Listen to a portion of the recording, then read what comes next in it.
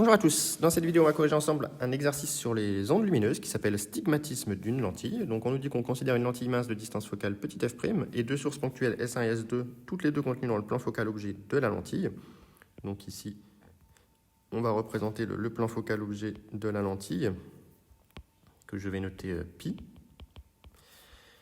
Voilà.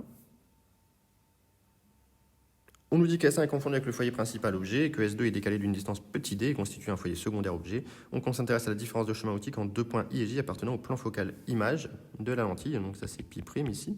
On me demande de tracer les rayons issus de S1 passant par I et J. Donc là, ici, étant donné que S1 appartient au foyer principal, eh bien on a tout simplement les rayons qui ressortent parallèles. Donc voilà la représentation des rayons issus de S1 qui vont en I et J. Et on me demande de déterminer la différence de chemin optique S1I moins S1J. Eh bien, on sait que la lentille est stigmatique dans les conditions de Gauss.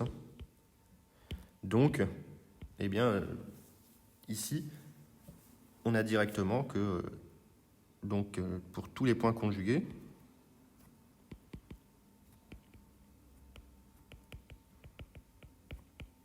pour tous les points conjugués par la lentille, eh bien, on n'a pas de déphasage introduit, on n'a pas de déphasage.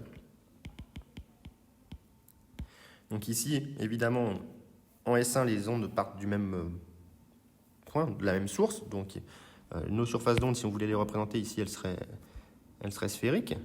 Mais donc tous ces points sont à la même phase. Et en sortie, on a une onde plane. Donc évidemment que IJ est un plan d'onde, puisqu'il est orthogonal au rayon lumineux. Donc en sortie, IJ est un plan d'onde, est une surface d'onde, d'après Malus, car elle est orthogonale au rayon lumineux. Donc on a directement que phi de I égale phi de J, et donc que la différence de chemin optique, delta 1 qui vaut S1I moins S1J, est égale à 0. La lentille n'a pas introduit de déphasage, puisque c'est un objet stigmatique. Alors dans la deuxième situation, ça va être un petit peu différent, dans la mesure où cette fois-ci, les rayons vont arriver inclinés. Donc je vais reprendre simplement le dessin ici pour reprendre le tracé des rayons. On va essayer de faire en grand. Donc, on va prendre un rayon guide, qui est le rayon qui passe par le centre optique. Voilà. Et donc, je sais que tous les rayons provenant d'un même foyer secondaire objet vont converger vers un même point du plan focal, vont ressortir parallèles entre eux. Donc ici, je trace le rayon guide, qui est le rayon rouge, et donc les rayons issus de S2 et qui vont venir se prolonger en I et en J vont devoir ressortir parallèles au rayon rouge, d'après les propriétés des foyers secondaires objets. Et donc on se retrouve dans la situation suivante. Donc, tous les rayons provenant du même foyer secondaire objet ressortent parallèles entre eux. Donc en rouge, c'est le rayon guide, et en marron, ce sont les rayons qui me permettent d'aller en I et en J. Donc on le construit par le principe du retour inverse. On construit d'abord les rayons parallèles aux rayons émergents, et ensuite on converge vers le point S2. Et donc on me demande de calculer le déphasage ici entre I et J. Donc on voit déjà que pi' ici, si on avait appelé pi' tout à l'heure, n'est plus une surface d'onde, puisqu'il est plus orthogonal, car non orthogonal au rayon. Donc ça, c'est déjà un premier véritable changement. Et donc on va tracer les surfaces d'onde en sortie de notre dispositif. Je vais les tracer en bleu ciel ici.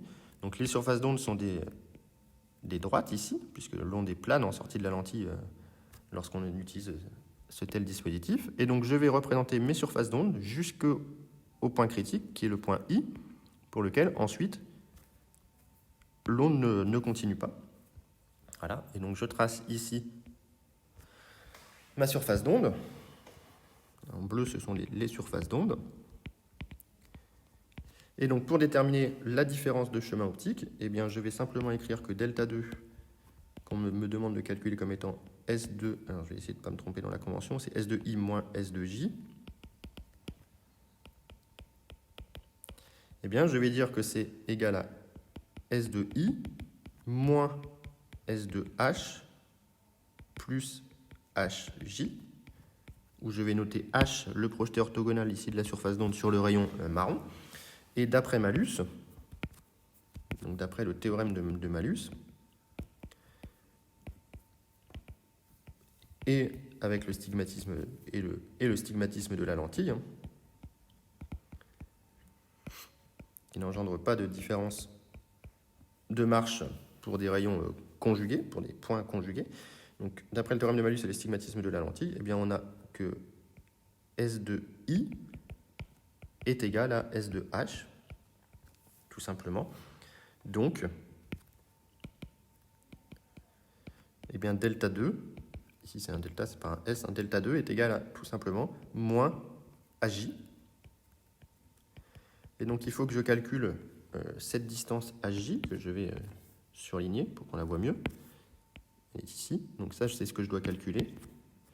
Ça, c'est mon petit delta. Et donc, pour le calculer, je vais introduire un angle que je vais appeler θ. Alors, j'ai plus trop de couleurs, je vais mettre du orange ici, cet angle θ.